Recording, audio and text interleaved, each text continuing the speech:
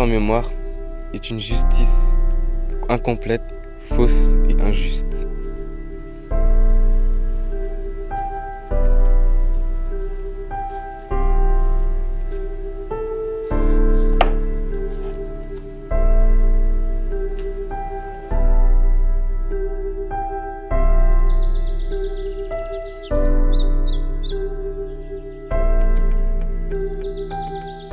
Alors le premier petit garçon dont je vais vous parler s'appelle Georges Alpern. Georges Alpern est né en Autriche en 1935, il est né à Vienne. Il est resté en Autriche jusqu'à ses 3 ans à peu près, jusqu'en 1938 et 39. Sa famille va être obligée de quitter l'Autriche parce que en 1938, Hitler va envahir ce pays et donc la famille va fuir et va venir se réfugier en France. Et puis très vite, la famille de Georgie va être séparée, puisque Georgie va être placé en maison d'enfants. On sait qu'il est en maison d'enfants dès 1940. Il apparaît sur une liste de la maison d'enfants de Chaumont dans la Creuse. Il va faire plusieurs maisons, plusieurs dans la Creuse. Ensuite, il ira à Palavas-les-Flots dans le sud de la France, avant d'arriver à Isieux, donc au mois de mai 1943. En fait, Georgie va faire partie des premiers enfants à arriver ici à Isieux dès le mois de mai 1943, quand la maison en fait va être ouverte. Il fait partie des rares enfants à savoir où se trouvent ses parents. Son papa, lui, fait partie de ce qu'on appelle les GTE, les groupements de travailleurs étrangers. En fait, il a été envoyé travailler sur des chantiers. Et sa maman, elle est atteinte de tuberculose, donc une maladie qui touche les poumons. Et donc en fait, elle est soignée. Elle va être soignée dans différents hôpitaux. Mais au moment où Georgie est à Isieux, elle n'est pas très loin d'ici. Elle est dans un sanatorium à Hauteville où elle est soignée et où elle est cachée également. Donc Georgie, il a quand même les adresses de ses parents. Et donc on a retrouvé plusieurs de ses lettres. On sait que voilà, il envoie des lettres depuis Isieux. Il reçoit des colis de ses parents également.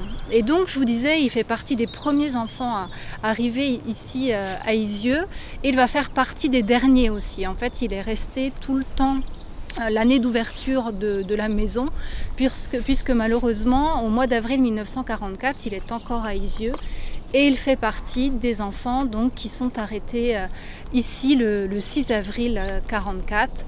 Et donc après Isieux, eh bien, il sera envoyé au Fort Montluc la nuit du 6 avril, puis dans le camp de Drancy, donc à côté de Paris, et il va être déporté à Auschwitz le 13 avril 1944, voilà, avec donc 41 autres enfants de la maison.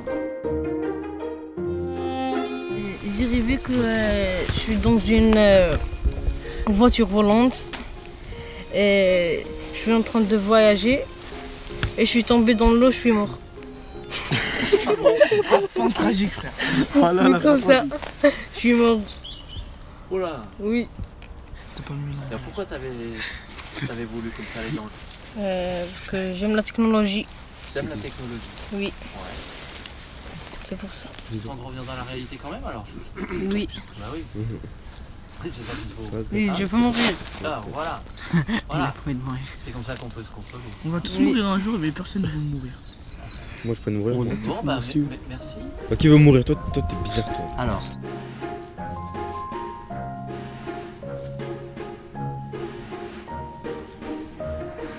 Alors, je vais vous parler maintenant donc de Paul Niedermann. Il est né dans la ville de Karlsruhe, donc pas très loin de la frontière avec la France, dans une région qui s'appelle le Pays de Bade. En 1940, le 22 octobre 1940, eh bien, c'est ce qu'on appelle l'opération Bürkel. On va arrêter tous les juifs de 3 régions d'Allemagne, dont la région de Paul, le Pays de Bade, et en fait on va les déporter en France. C'est la seule déportation de l'Est vers l'ouest.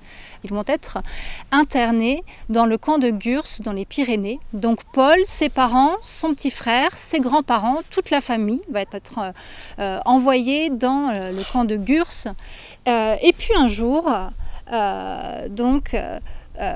Paul, une personne qui s'appelle Vivette Samuel, qui fait partie d'une association qui s'appelle l'OSE, l'œuvre de secours aux enfants, va aller voir la maman de Paul et va lui proposer de faire sortir ses enfants du camp pour les placer dans une maison d'enfants où du coup les conditions de vie étaient bien meilleures.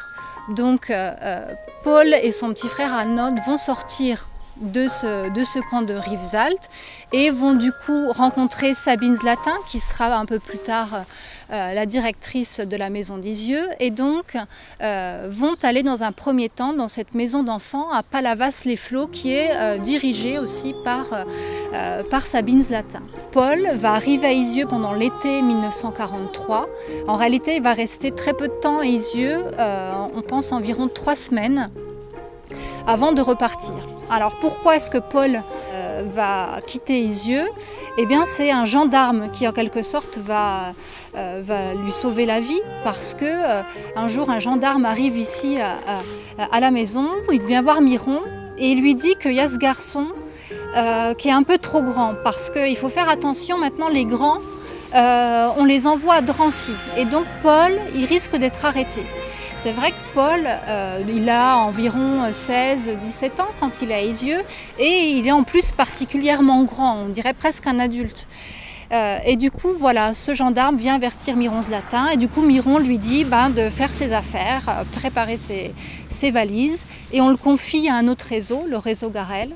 Et grâce à ce réseau-là, il va passer la frontière, réussir à passer la frontière et aller se réfugier en Suisse où là il va être confié à d'autres maisons d'enfants. Donc Paul n'est plus à Isieux au mois d'avril 1944, il fait partie des enfants qui ont été sauvés en fait. On est en retard là.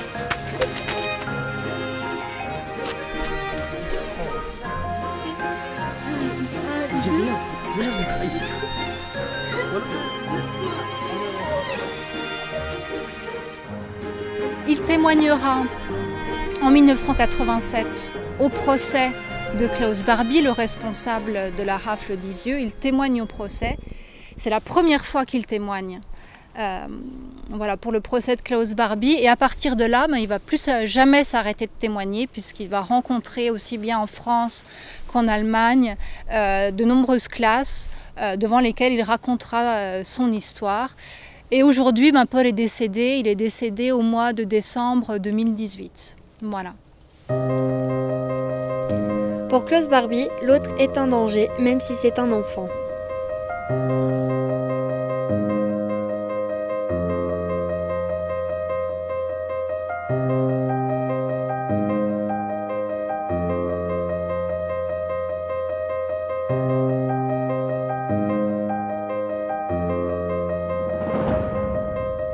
Qu'est-ce qu'il veut raconter ton rêve? Moi. Allez, vas-y. J'ai rêvé de voir ma grand-mère. T'étais? Voir la grand-mère du côté de mon père. Voir ma grand-mère. Voir ta grand-mère. Mais t'étais à l'époque de ta grand-mère ou dans le passé, il n'y a pas longtemps? De ma grand-mère. À l'époque de ta grand-mère? D'accord. Et toi, t'étais son petit-fils quand même dans cette époque ou oui. Ouais. D'accord. Et alors pourquoi t'as choisi d'aller à l'époque de ta grand-mère? J'ai pas connu. Ah, c'est une grand-mère que... Alors du coup, tu l'as tout imaginé? Non, j'ai déjà vu des photos d'elle. D'accord. Mais là, dans ton rêve d'aujourd'hui, t'étais quand même dans l'imagination ou... Non. Ou dans le réel? Dans le réel. T'étais dans le réel. Pourquoi on a fait le même rêve? Moi aussi j'ai fait le même rêve. Tous les trois on a fait le même rêve. Moi c'est mon Alors grand-père. comment t'étais toi? En fait j'étais un fantôme. Je suis allé voir mon grand-père. Et c'était en... C'était où déjà? C'était en Mauritanie. C'était en Mauritanie. Franchement c'était bien. Hein. Ouais. J'étais vivant. Toi t'étais vivant? Oui. Mon arrière-grand-père il est né en Mali. Puis il est venu en Mauritanie. Et ma mère et mon père se sont mariés en Mauritanie.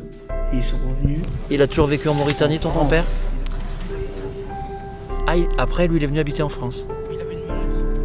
D'accord. Moi j'ai vu ses photos, dans la vraie vie j'ai vu ses photos. Pareil. Il a des longues jambes. Hein. C'est vrai, hein. On a fait tous le même rêve. C'est bizarre ça.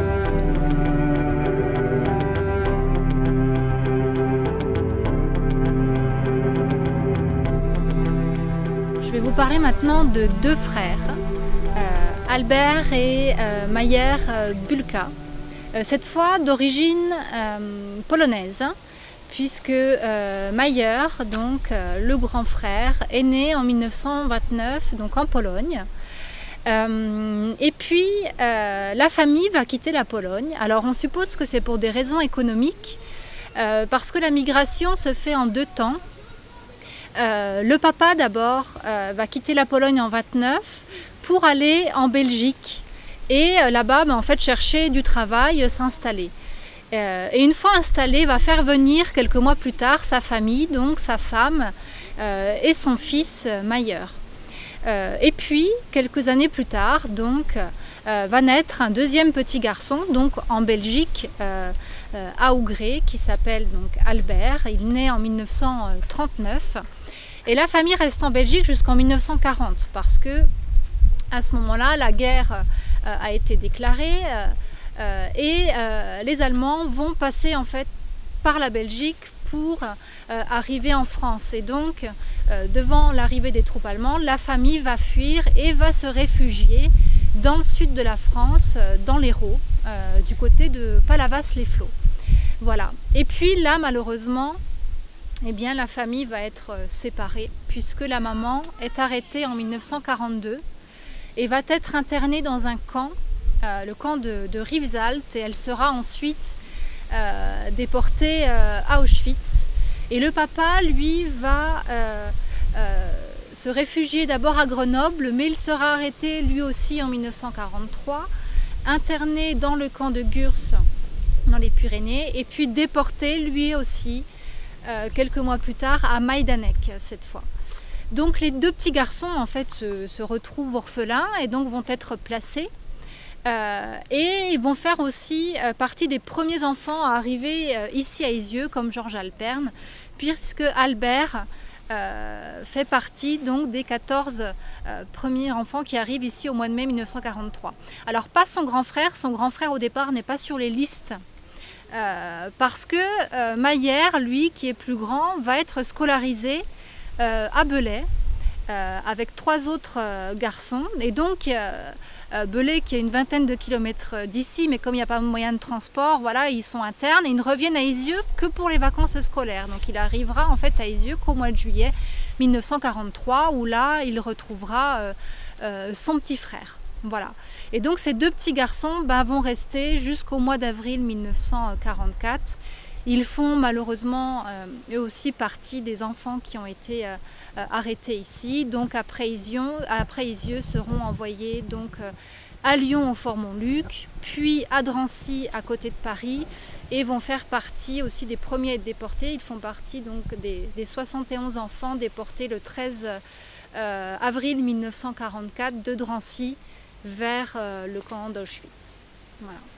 Bah alors moi j'ai rêvé des 44 enfants Lisieux. Ouais. Ils sont pas en futur. Non mais voilà quoi, c'est pour que ça n'arrive plus. Dans le futur que ça n'arrive plus parce que j'ai entendu que dans des pays il y a encore ça. Ouais. Et c'est pour que ça s'arrête par exemple. Pour que ça s'arrête quoi. Quand on a dit tiens choisissez un rêve, toi tu m'as dit je veux être aux enfants d'Isieux. Tu sais pourquoi tu as voulu choisir ça? Parce qu'à l'époque, eux, ils étaient heureux. Ouais. Et que nous, à notre époque, on a tout ce qu'il faut pour être heureux, mais on pollue la terre. Redis-le parce que tu l'as pas dit fort. T'as dit nous on a tout pour être heureux, mais on gâche tout en détruisant la terre. D'accord. Donc c'est un peu ça qui t'a motivé aussi pour aller choisir ça, cette époque. C'est une très belle parole. Non, c'est pas ça. C'est une très belle parole. Voilà. Un rêve, on pourrait sortir du réel quand on est dans un rêve, et Elliot, il fait un rêve où c'est un rêve qui nous ramène à la conscience de ce qu'on est aujourd'hui. Donc ouais, c'est bien Elliot. Est-ce que tu veux dire encore autre chose? Moi je te remercie. Après elle est revenue Elle a rencontré mon père et ils se sont mariés en France. Là.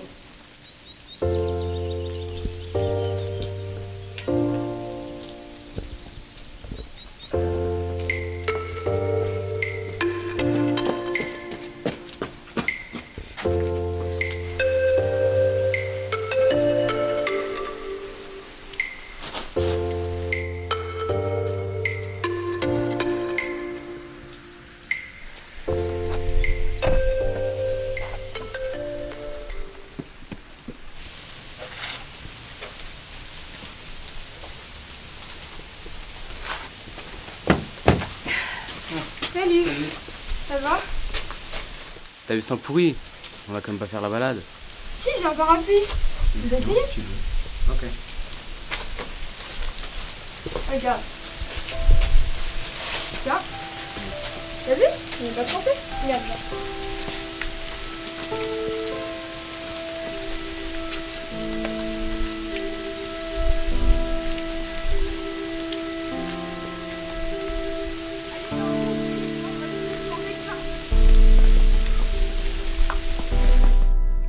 Le crime devient crime contre l'humanité quand ce sont les enfants qui en souffrent.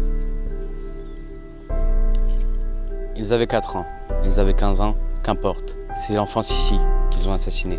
Un peu de toi, un peu de moi.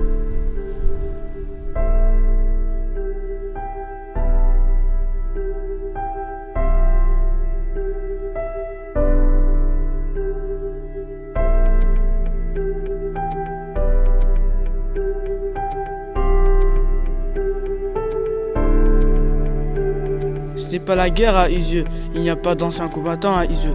Il n'y a pas eu de bataille d'Isieux.